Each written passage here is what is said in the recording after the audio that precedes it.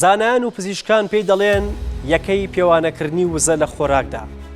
مرۆڤ بۆمانەوە لە ژیان پێویستی پێیەتی و بەبێ ئەمەخانەکانی لەش دەمرن.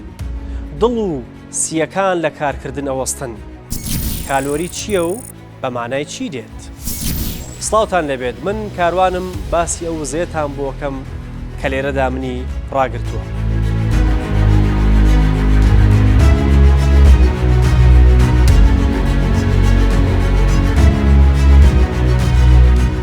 کالۆری بریتێ لە یەکەیەکی پێوانەکردنی وزە لە خۆراکدا.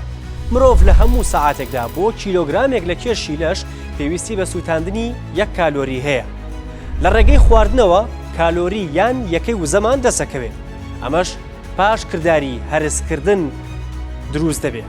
کالۆری پێویستە بۆ کارکردنی هەموو ئەندامەکانی جەستا وەک پاڵنانی خوێن و هەناسەدان و بیرکردنەوە.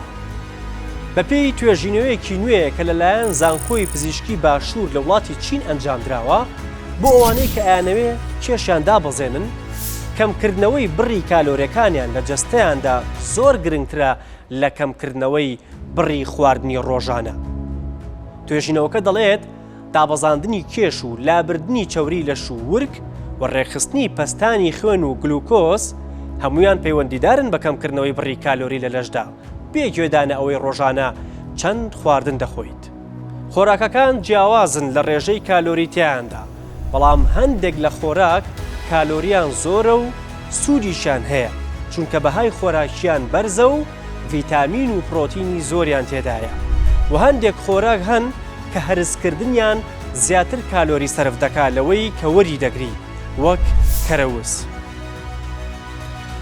جەستا بۆ جوڵەپێکردنی خوێن و هەناسەدان و بیرکردنەوە و جوڵەی ماسوولکە پێویستی بە وزە هەیە.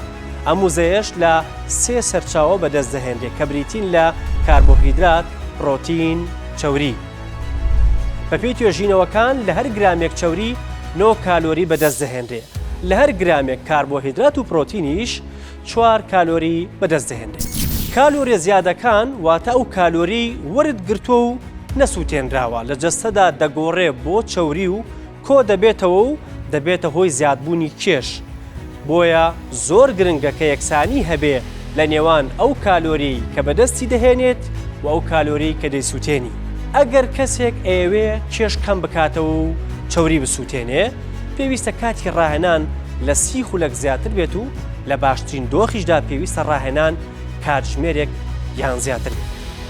بەگشتی کالۆری لە کەسێکەوە بۆ کەسێکی دیکە و لە ڕەگەزێکە بۆ ڕەگەزێکی دیکە لە کەسێکی وەرزشکارەوە بۆ کەسێکی ئاسایی گۆڕانکاری بەسەردێت.